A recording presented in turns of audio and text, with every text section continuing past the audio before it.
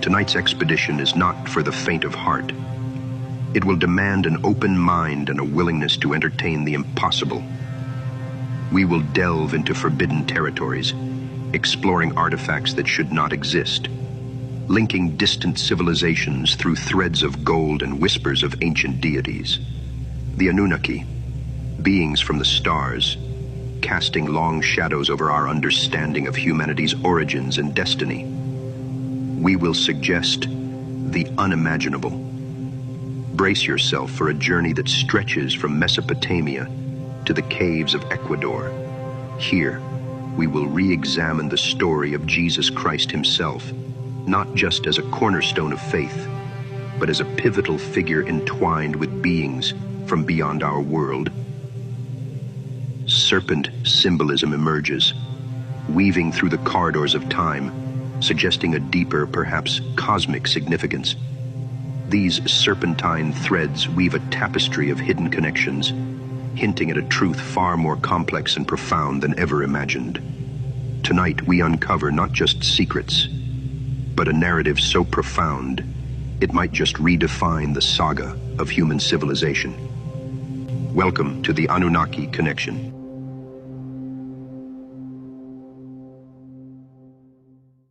The Nag Hammadi Library. Long-lost texts that whisper ancient secrets of forgotten gospels. This collection of 13 ancient books, called codices, containing over 50 texts, was discovered in Upper Egypt in 1945. Within these lies a creation story that veers into the shadows, where the divine spark is more than just metaphorical, and the cosmos dances to the tune of beings beyond our understanding. In the beginning, there was the Pleroma, a realm of supreme divinity, where entities known as aeons resided in perfect harmony. Among these was Sophia, the embodiment of wisdom, who in a moment of passion or perhaps hubris, brought forth an entity without her divine counterpart's consent. This entity, known as the Demiurge, ignorant of its origins, fashioned the material world, and with it, the archons, cosmic wardens who oversee this lesser creation.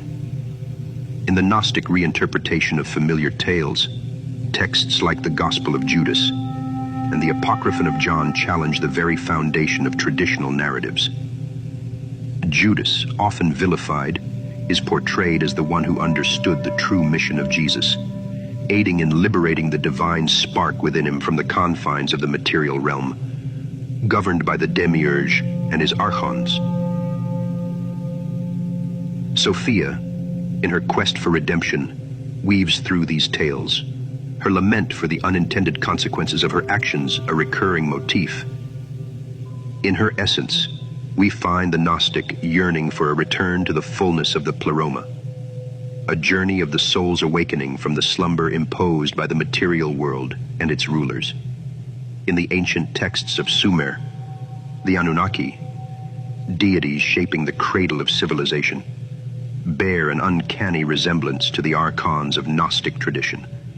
These celestial beings also meddled in the affairs of humanity, granting knowledge and laying the groundwork for societies, yet always with their agenda, a parallel to the Gnostic narrative of enlightenment and enslavement. And so we are left to ponder the echoes of these ancient texts, where the lines between myth and reality blur, and the quest for knowledge becomes a journey of the soul.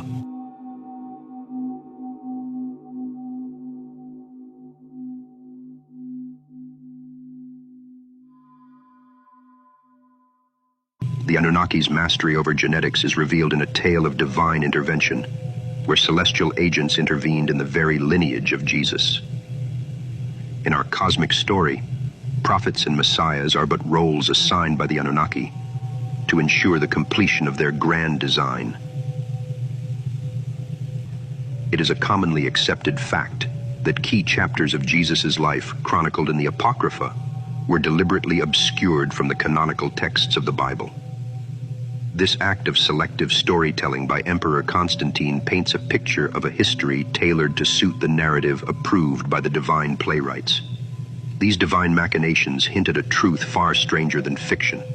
The biblical gods, known to the Sumerians as the Anunnaki, others, the fallen angels, are revealed to have meddled in the very essence of human creation, blending their celestial DNA with ours in acts that defy the natural order, creating figures like the Virgin Mary and Jesus Christ. Ancient Sumerian texts reveal a complex tapestry of interconnected deities with different identities. Yahweh is equated with Enlil, while the figure of Lucifer is identified as Ningishzida, also known as Jesus. This deity, synonymous with the Egyptian Thoth, famed for constructing the Great Pyramids, was expelled from Egypt by his sibling Ra, or Marduk, leading to his emergence as Quetzalcoatl and Kukulkan within Mayan and Aztec traditions, before manifesting as Hermes, and subsequently, Jesus Christ. Ningishzida, symbolized by the serpent, emerges as a purveyor of truth and enlightenment, a role mirrored by Lucifer and other deities mentioned.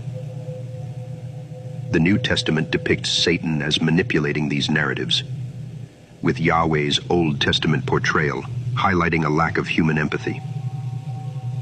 In this celestial conflict, Lucifer champions human autonomy, but Archangel Michael, aligned with Ra, Marduk, ultimately dictates history. And so we are drawn back to the Emerald Tablets, where Thoth, or Jesus, in his many incarnations, speaks of a life unbound by mortal coils, an existence that stretches across the eons, learning, evolving, and retaining the wisdom of countless lifetimes. Yeshua, often referred to as Jesus Christ in the Western world, his life, teachings, and enduring influence have deeply impacted the spiritual, cultural, and ethical landscapes of many communities. However, recent scholars' work hint at a far more complex and nuanced understanding of this iconic figure. The tale of Yeshua's origins is captivating and epic, blending elements of ancient mythology and what might seem like science fiction. Portrayed as a hybrid with connections to the Anunnaki, he is said to have embarked on a mission to elevate human consciousness. His mission was deeply connected with the esoteric wisdom of lost civilizations and the influence of beings from beyond our world. Beings traditionally seen as divine, such as the angel Gabriel, were actually advanced extraterrestrial entities. The story of Yeshua's formative years took him across the mystical lands of Egypt to the sacred traditions of India and Tibet. These were not mere travels, but profound initiations that deepened his spiritual insights and readied him for the monumental challenges ahead. One of the most captivating chapters involves his experiences in the Egyptian mystery schools. Here he faced rigorous spiritual and physical challenges reminiscent of the trials faced by mythical heroes, emerging fully realized. Yeshua's life and teachings also unfold against the backdrop of Judea under Roman rule. His radical ideas posed a threat to the oppressive societal structures of his time, leading to his crucifixion. A powerful symbol of his enduring legacy. Discovered in the 1970s in Egypt, the Gospel of Judas was not made public until 2006, after extensive restoration and translation efforts. The text is part of a collection of Gnostic writings, which present a wildly different perspective on the teachings and events of Jesus' life. Imagine a secret conversation between Judas and Jesus, where Judas steps forth not with a kiss of death, but with a declaration of recognition. Judas said to him, "Jesus, I know who you are and where you have come from. You are from the immortal realm of Barbello, and I am not worthy to utter the name of the one who has sent you." This cryptic reference, Barbello, might trace its roots back to the tongues of Aramaic or Akkadian civilizations. Bar, in the language of ancient Aramaic, signifies son or son of. Thus, Barbello whispers hints of divinity, possibly alluding to son of God or son of the gods. The sacred Hebrew texts are replete with over 2,600 mentions of these celestial beings. For Judas, his deity of allegiance was Jehovah, or Yahweh, the deity of warfare, standing in